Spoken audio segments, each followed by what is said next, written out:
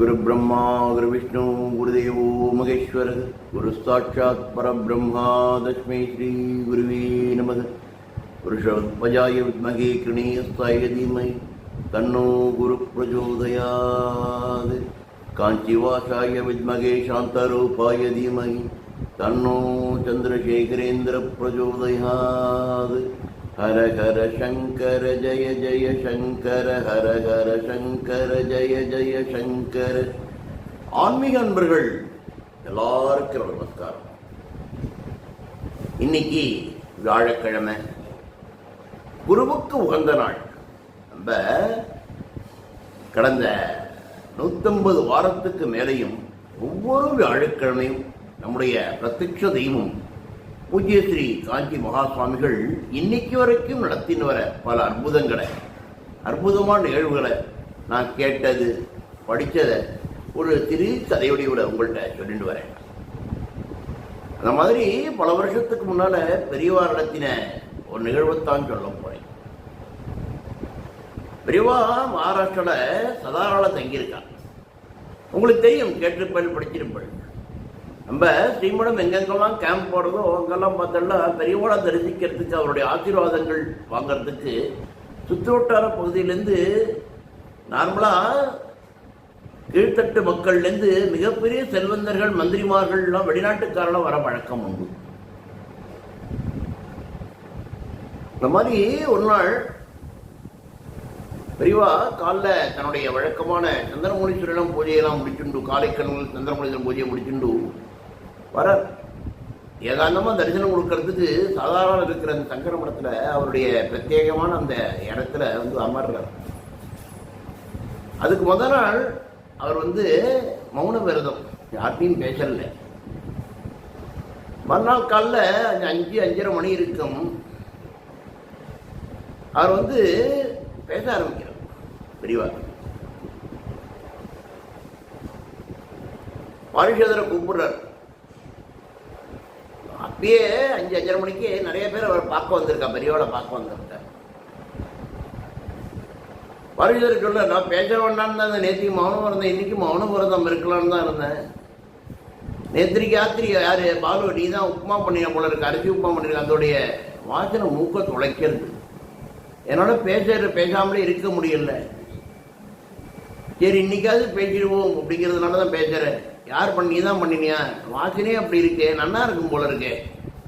எத்தனை பேர் வந்திருந்தா, நைட்டு எத்தனை பேர் ஆகாரம் பண்ணான்னு கேட்குறார். அவர் ஒரு எண்ணிக்கையே சொல்றார். யாரு? பாலு மாமா. பெரியவா உடனே சொல்ல ஆரம்பிக்கிறார். இந்த சதாரா அப்படிங்கிறது பார்த்தோன்னா இந்த பெரிய கிராமமா பெரிய நகரமோ கிடையாது. ஏதோ சதுர்மாசியை வருதுன்னு இந்த சன்னியாசி போய் இங்கே உட்கார்ந்து விட்டேன். என்ன பாதுகாக்கணும், எனக்கு கைவனம் பண்ணணும், கைங்கரியம் பண்ணணும்னு சொல்லி 5-6 பேர் என்னோட வந்திருக்கா. அவ கஷ்டத்தை பொருட்படுத்தாம என்னோட தங்கியிருக்கா.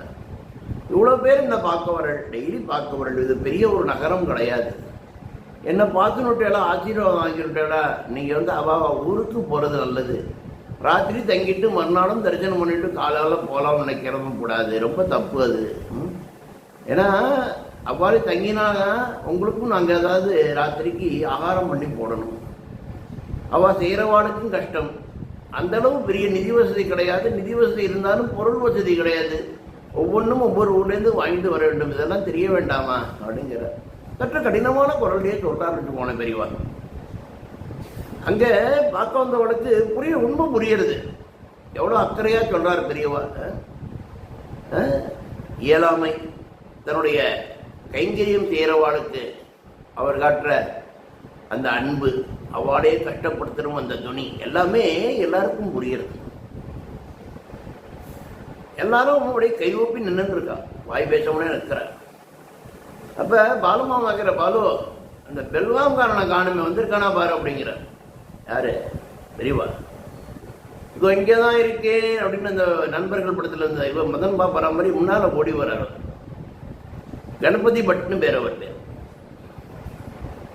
கணபதி பட்ட கேட்கிறார், என்ன கணபதி,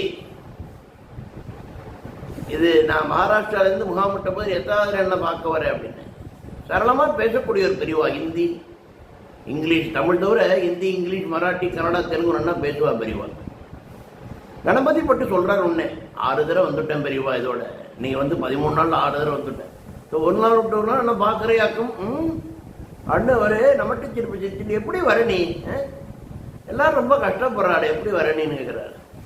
உடனே தலையை சுருக்கிண்டு கணபதி பட்டு சொல்றாரு, பெரியவாளுக்கு தெரியாது ஒன்றும் கிடையாது, நான் ரயில்வேலேருந்து ரிட்டையர் ஆனவன், எனக்கு பாஸ் உண்டு பெரியவா, வருஷத்துல 2 பாஸ் உண்டு, அதை வச்சுட்டு தான் உங்களெல்லாம் பார்க்க வரோம். எங்க பாசக்காமே பார்க்கலாங்கிறார், பாசம் இங்கே போய் மேடையில் வைக்கிறார், மேடையில் வைக்கிறார் பெரியவாட்ட யாரு கணபதி பட்டு. வச்ச உடனே அந்த விடிகால நேரத்திலையும் அந்த குத்து விளக்கு விளக்கொடியில தன்னுடைய கூர்மையான பார்வையால் அந்த பாசம் பார்க்கிறார். பார்த்துட்டு கணபதி பட்டு சொல்றார், கணபதி பட்டி மேல வச்சிருக்கிற அந்த அபார பக்தி உண்மையில நானே உன்னை தலைவடங்கணும், அதுல தப்பு எதுவுமே கிடையாது. ஆனா பாருங்க, இந்த ரயில்வேக்காரனுக்கு பாஸ் உண்டுங்கிறதுனால அந்த பாஸ்ல நீங்க ட்ரெயின்ல வரும்போது டிக்கெட் பரிசோதிச்சு அதுல கையெழுத்து போட்டா அந்த ஒரு தடவை தான் பாஸ் செல்லும். ஆனா நீங்க 6 தடவை வந்திருக்கீங்க கடந்த 13 நாள்ல, எந்த ஒரு கையெழுத்துமே இங்க இல்லை. இப்ப நீங்க ஏமாத்தலாமா, இந்த மாதிரி ஏமாத்தலாமா சொல்லுங்க? நீங்க ஒரு ரயில்வேல அதிகாரியா இருந்து ரயில்வேல நீங்க செய்த அந்த தொண்டுக்காக உங்களுக்கு இந்த பாஸ் கொடுத்துருக்கா, இந்த மாதிரி செய்யலாமா அப்படின்னு கணபதி பட்டு கேட்கிறார். கணபதி பட்டு அழ ஆரம்பிச்சுட்டார்.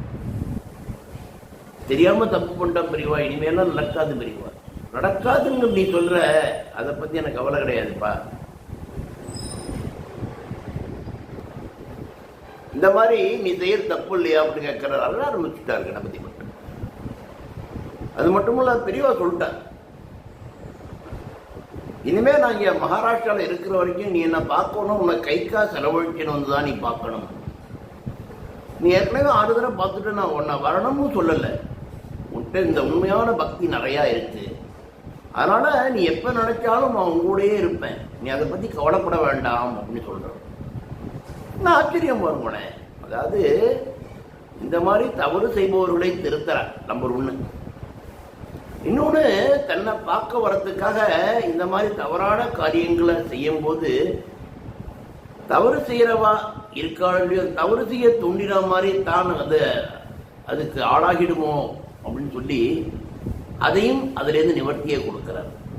3வதா, கடிஞ்சிக்கிறதுக்கு மட்டும் இல்லாம யதார்த்தமான உண்மை நிலையையும் அங்க விளக்கிறார். இதான் பெரியாருடைய ஒரு அற்புதமான ஒரு திறன். ஏன்னா பெரியவா சாட்சாத் பரமேஸ்வருடைய மறு உறவு நம்ம எல்லாம் பார்த்துருக்கோம், நீங்கள பல பேர் பார்த்திருப்பேன், பெரியவாளை பார்த்திருப்பேன்.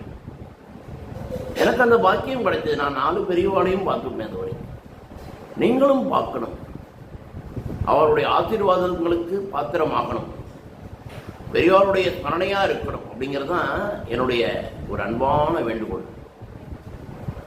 மற்றும் ஒரு அழகிய நிகழ்வுல அடுத்த வியாழக்கிழமை உங்களை சந்திக்கிறேன். அது வரைக்கும் ஹரஹர சங்கர், ஜெய ஜெயசங்கர, காஞ்சி சங்கர, கமகோடி சங்கர, எல்லாருக்கும்